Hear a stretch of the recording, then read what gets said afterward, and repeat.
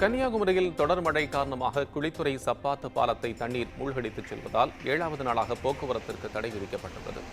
குமரி மாவட்டத்தில் தொடர்ந்து மழை நீடித்து வருவதால் 48 அடி கொள்ளளவு கொண்ட பேச்சிப்பாறை 45 அடியை தாண்டியுள்ளது. இதனால் அணையிலிருந்து 2178 கன அடி தண்ணீர் வெளியேற்றப்பட்டு வருகிறது. இதேபோல் 77 அடி கொள்ளளவு கொண்ட பெருஞ்சாணி அணை 56 அடியை தாண்டியுள்ளது. இதனால் கோதையாறு, பரடியாறு, தாமிரபரணி ஆற்றில் வெள்ளம் பெருக்கெடுத்து ஓடுகிறது. இதன் காரணமாக குளித்துறை சப்பாத்து தரைப்பாலத்தை தண்ணீர் மூழ்கடித்துச் செல்வதால் 7வது நாளாக போக்குவரத்திற்கு தடை நீடிக்கிறது.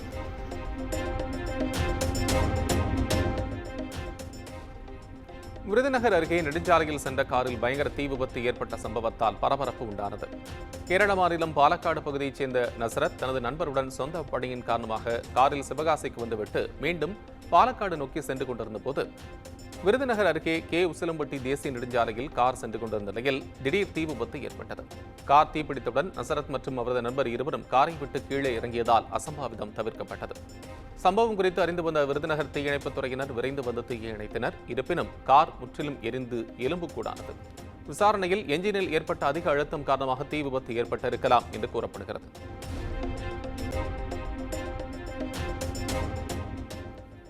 திண்டுக்கல் மாவட்டம் சானார்பட்டி அருகே கோயில் திருவிழாவையொட்டி 60 அடி உயரமுள்ள வழுக்கமரம் ஏறும் நிகழ்ச்சியில் இளைஞர்கள் போட்டி போட்டு ஏறினர். சானார்பட்டி அருகே உள்ள மடூர் கிராமத்தில் உள்ள காளியம்மன், பகவதியம்மன், முத்தாலம்மன் கோயில் திருவிழா கடந்த 15 நாட்களுக்கு முன் காப்பு கட்டுதல் நிகழ்ச்சியுடன் தொடங்கியது. இத்திருவிழாவின் முக்கிய நிகழ்ச்சியான வழுக்குமரம் ஏறும் நிகழ்ச்சி நேற்று நடைபெற்றது. இதற்காக 60 அடி உயரமுள்ள கழுமரம் வெட்டி வரப்பட்டு சோற்று கற்றாழை, எண்ணெய் வகைகள் போன்றவை தடவப்பட்டு கோவில் மைதானத்தில் ஊன்றப்பட்டது. இதனைத் தொடர்ந்து நடைபெற்ற வழுக்குமரம் ஏறும் நிகழ்ச்சியில் 3 மணி நேர போராட்டத்திற்கு பின்பு கழுமரத்தின் உச்சியில் ஏறி பரிசு பொருட்களை இளைஞர் ஒருவர் அவிழ்த்தார். இதனை திரளான மக்கள் கண்டுகளித்தனர்.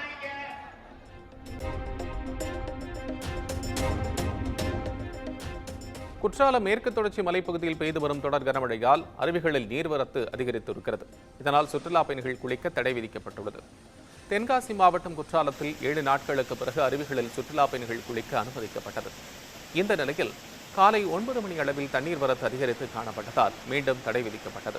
பாதுகாப்பு பணிகள் நடைபெற்று வருவதால் மெயின் அருவியில் மாலை நேரத்தில் குளிக்க அனுமதிக்கப்படுவார் என்று அறிவிக்கப்பட்டிருந்தது. இந்த நிலையில் நீர்வரத்து அதிகரித்துள்ளதால் குற்றாலம் பேரருவி, ஐந்தருவி, சிற்றருவி, புலியருவி, பழைய குற்றாலம் என அனைத்து அருவிகளிலும் சுற்றுலா பயணிகள் குளிக்க தடை விதிக்கப்பட்டுள்ளது. அருவிகளில் குளித்து மகிழ வந்த சுற்றுலா பயணிகள் மிகுந்த ஏமாற்றத்துடன் திரும்பிச் சென்றனர்.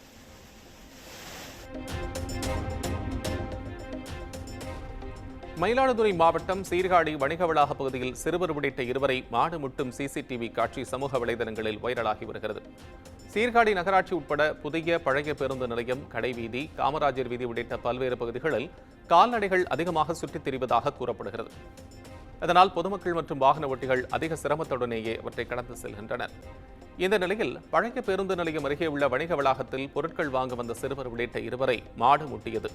இதுகுறித்த வீடியோ சமூக வலைதளங்களில் வெளியாகியதை அடுத்து பொதுமக்களை அச்சுறுத்தும் வகையில் சுற்றித் திரியும் கால்நடைகளை கட்டுப்படுத்த நகராட்சி நிர்வாகம் நடவடிக்கை எடுக்க வேண்டும் என கோரிக்கை விடுத்துள்ளனர்.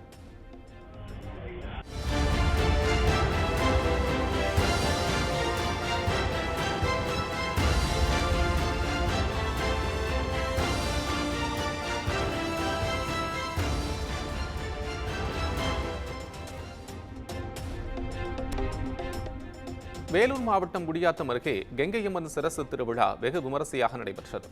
குடியாத்தம் அடுத்த கல்லப்பாடி கிராமத்தில் பல ஆண்டுகள் பழமை வாய்ந்த கங்கையம்மன் ஆலயம் உள்ளது. இந்த ஆலயத்தில் ஆண்டுதோறும் வைகாசி மாதம் 12ஆம் தேதி கங்கையம்மன் சிரசு திருவிழா நடைபெறும். இதையொட்டி கங்கையம்மன் சிரசு கல்லப்பாடி காளியம்மன் கோவிலிருந்து மேளதாளங்கள் முழங்க ஊர்வலமாக புறப்பட்டு முக்கிய வீதிகளின் வழியாக கோவிலை வந்தடைந்தது. இந்த ஊர்வலத்தில் பக்தர்கள் நேர்த்திக்கடனை நிறைவேற்ற பூ, காசுகள், எலுமிச்சை பழம் ஆகியவற்றை சிரசு மீது வீசினர்.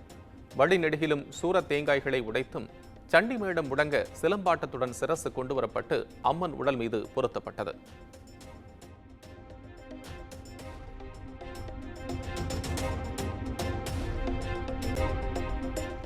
காஞ்சிபுரத்தில் வைகாசி பிரம்மோற்சவத்தை ஒட்டி தங்கச்சப்பரத்தில் கிருஷ்ணர் கோலத்தில் எழுந்தருளிய வரதராஜ பெருமாள் தாயார் ஸ்ரீதேவி பூதேவியுடன் திருவீதி உலா வந்தார். உலக பிரசித்தி பெற்ற காஞ்சிபுரம் தேவராஜ பெருமாள் கோவிலில் வைகாசி மாத பிரம்மோற்சவம் வெகு விமரிசையாக நடைபெற்று வருகிறது.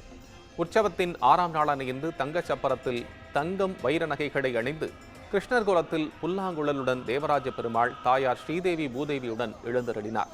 அப்போது ஏராளமான பக்தர்கள் தீபாராதனையை செய்து கிருஷ்ணர் கோலத்தில் அமர்ந்த தேவராஜ பெருமாளை தரிசித்தனர். இங்கு 4 ராஜவீதிகளில் திருவீதி உலா வந்தடைந்தது.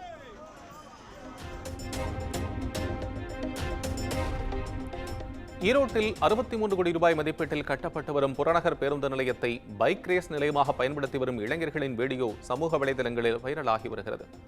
ஈரோட்டில் நாளுக்கு நாள் அதிகரித்து வரும் போக்குவரத்து நெரிசலை கட்டுப்படுத்தும் சோலார் அருகில் உள்ள 13 ஏக்கர் பரப்பளவில் 63 கோடி ரூபாய் மதிப்பீட்டில் புதிய புறநகர் பேருந்து நிலையத்திற்கான கட்டுமான பணிகள் நடைபெற்று வருகின்றன. இந்த நிலையில் இளைஞர்கள் 2 மற்றும் 4 சக்கர வாகனங்களில் ஸ்டண்ட் மற்றும் பந்தய போட்டிகளை அப்பகுதியில் அரங்கேற்றி வருவது தொடர்பான காட்சிகள் வெளியாகியுள்ளது. மக்களின் வரிப்பணம் வீணாகி வருவதாக குற்றம் சாட்டியுள்ள சூழ்நிலையில் கட்டுமான பணிகளை விரைந்து முடித்து பேருந்து நிலையத்தை மக்கள் பயன்பாட்டிற்கு கொண்டு வர வேண்டும் என சமூக ஆர்வலர்கள் கோரிக்கை விடுத்துள்ளனர்.